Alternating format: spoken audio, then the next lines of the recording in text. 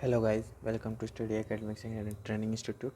तो आज का हमारा टॉपिक है या क्वेश्चन है जो कंटिन्यूएशन में हमारा क्वेश्चन 1 चल रहा था एनसीईआरटी एक्सरसाइज 8.2 पेज नंबर 127 के क्वेश्चन नंबर 1 जिसमें इवेल्युएट करना था उसके क्वेश्चन नंबर 4 तक हम लोग पहुंच चुके हैं।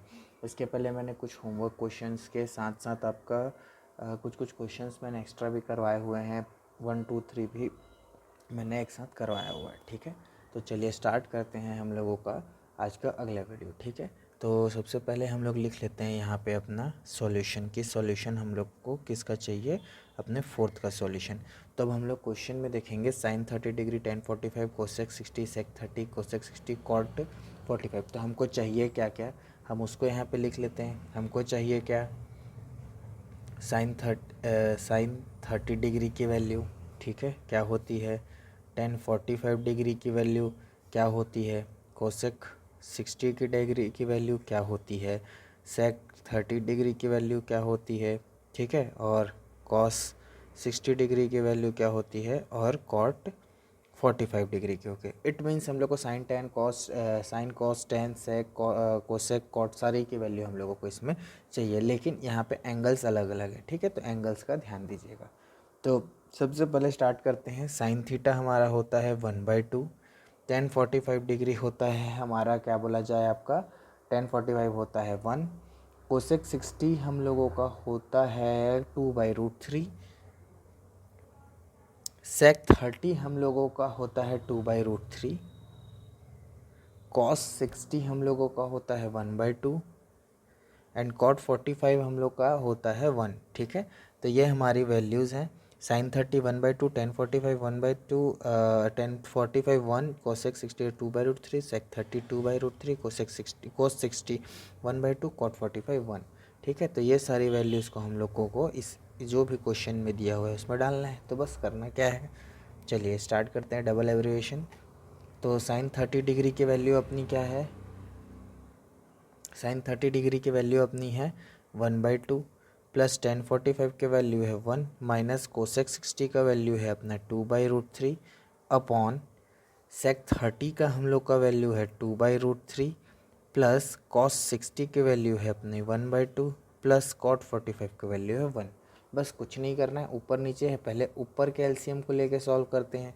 ठीक है, तो नीचे एलसीएम आ जाएगा, देखिए √3 है 2√3 है, तो ये पूरा 2√3 आ जाएगा। अब ये 1/2 के साथ, ठीक है, इस 1/2 के साथ हम लोगों को क्या चाहिए, √3 चाहिए, तो √3 ऊपर नीचे मल्टीप्लाई करना पड़ेगा, यानी कि 1/2 इंटू √3/√3 प्लस 1 है यहाँ। अब इसमें ना 2√3 कुछ नहीं है, तो हम लोगों को इसमें ऊपर नीचे 2√3/2√3 से मल्टीप्लाई करना पड़ेगा। माइनस 2√3 में क्या नहीं है, सॉरी 2/√3 में सिर्फ 2 नहीं है, तो 2 से ऊपर नीचे मल्टीप्लाई करना पड़ेगा। ठीक है, तो ये हो गया हमारा ऊपर का काम। अब नीचे का काम कर लेते हैं। नीचे क्या है, यहाँ भी नीचे क्या है, यहाँ भी नीचे 2√3 आएगा, क्योंकि 2√3 और यहाँ पे 1 है, तो सारा कैल्शियम मिला के अपना 2√3 आ गया। अब पहला क्या है, 2/√3 है, तो 2/√3 के नीचे 2 नहीं है, तो हम लोग को सिर्फ 2 चाहिए, तो ऊपर नीचे 2 लगा देंगे, प्लस 1 बाई क्या है, ये 2 है। अब मेरे को सिर्फ √3 चाहिए, तो मैं ऊपर नीचे यहाँ √3 लगा दूंगा, एंड प्लस 1 में 2√3 नहीं है, तो 2√3 से ऊपर नीचे मल्टीप्लाई कर देंगे, तो हमारा काम हो जाएगा। बस अब करना क्या है, जैसे कि देखिए 1/2 इंटू, तो ये 1 इंटू √3, तो √3 नीचे 2√3। ठीक है, अब नीचे 2√3 सब में आएगा। ठीक है, तो मैं 2√3 को कॉमन लिख लेता हूँ दोनों में। ठीक है, तो यहाँ पे आ जाएगा अपना √3 प्लस यहाँ पे 2 इससे मल्टीप्लाई होगा, 2√3 प्लस 2 इंटू 2 मतलब माइनस 2 इंटू 2, तो ये हो जाएगा 4। नीचे में भी वैसे ही थोड़ा ऊपर कर लेता हूँ ताकि छुपे नहीं, 2√3 हो गया, 2 इंटू 2 हो जाएगा 4, नीचे √3 आ गया, प्लस 1 इंटू √3, ये कितना आ गया आपका,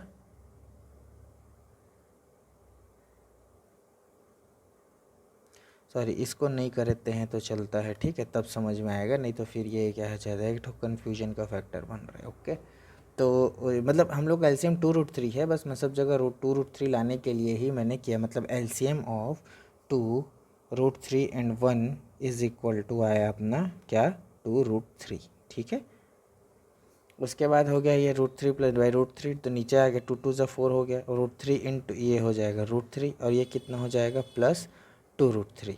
बस करना कुछ नहीं है। ये 2√3 से ये 2√3 कैंसिल करते हैं। अब यहाँ पे आ जाते हैं, देखते हैं क्या क्या हमारे पास बचा है। ठीक है, उसके बाद हम लोग क्या है आगे बढ़ते हैं। तो यहाँ पे बचा अपने पास √3 प्लस 2√3 माइनस 4, और नीचे बचा अपने पास 4 प्लस √3 प्लस 2√3। अब एक चीज़ और कर सकते हैं कि इसमें से √3 कॉमन निकाल लेते हैं, तो अंदर बचेगा 1 प्लस 2 माइनस 4, और इसमें से अगर नीचे से √3 निकाल लिए बाहर तो √3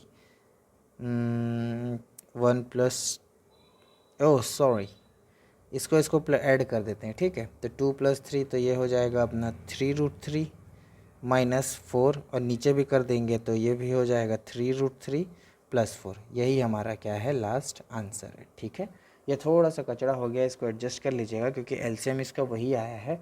ठीक है, 2√3, तो बस यहाँ पे ऊपर नीचे हमने मल्टीप्लिकेशन किया है 1/2 इनसे, इससे इससे, तो बस ये इसी से आया, यानी 1/2 जो था इसको देखिएगा 2√3 आया, तो ये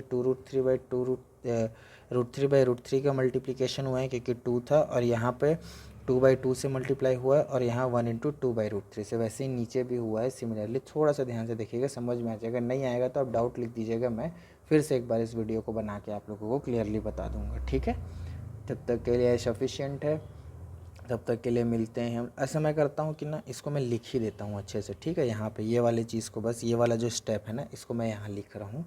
जैसे कि हमारा एलसीएम आ गया ये 2√3, तो अब ऊपर के टर्म को 1/2, अब नीचे मेरे को √3 चाहिए, तो अगर मैं √3 ऊपर मल्टीप्लाई करूँ नीचे मल्टीप्लाई करूँ कोई फ़र्क नहीं पड़ेगा, तो और मेरे पास नीचे 2√3 भी आ जाएगा। प्लस 1 से अगर मैं 2√3 मल्टीप्लाई करता हूँ ऊपर नीचे, तो मेरे को नीचे 2√3 एलसीएम भी मिल गया और ऊपर मेरा मल्टीप्लिकेशन हो गया। माइनस 2/√3 यहाँ पे है, मेरे को सिर्फ 2 चाहिए इसलिए मैंने 2 लिख दिया। ठीक है, अब नीचे वाले इक्वेशन के लिए 2/√3 चाहिए, मल्टीप्लाई बाई 2/2, क्योंकि √3 नीचे है 2√3 चाहिए मेरे को, प्लस 1/2 इंटू 2 यहाँ पे है तो मेरे को सिर्फ √3 चाहिए, तो मैं ऊपर नीचे मल्टीप्लाई कर दिया। देन प्लस 1 है तो मेरे को 2√3 चाहिए, ऊपर नीचे मैंने 2√3 से मल्टीप्लाई कर लिया। उसके बाद अपना ये वाला स्टेप है, इसके बाद हम इधर से आके अपना आंसर निकाल लिए। होप सो मैं समझा पाया हूँ। क्या है ना, मन नहीं मानता, थोड़ा सा गड़बड़ हो जाता है, तो ठीक है, इसलिए मैंने एक बार और समझा दिया। 2 बार देखोगे आप वीडियो तो आपको ये समझ में आ जाएगा। ठीक है, तब तक के लिए मिलते हैं हम लोग नेक्स्ट वीडियो में नेक्स्ट टॉपिक के साथ। तब तक के लिए थैंक यू। मेरे चैनल को लाइक कर दीजिए, शेयर कर दीजिए, सब्सक्राइब कर दीजिए।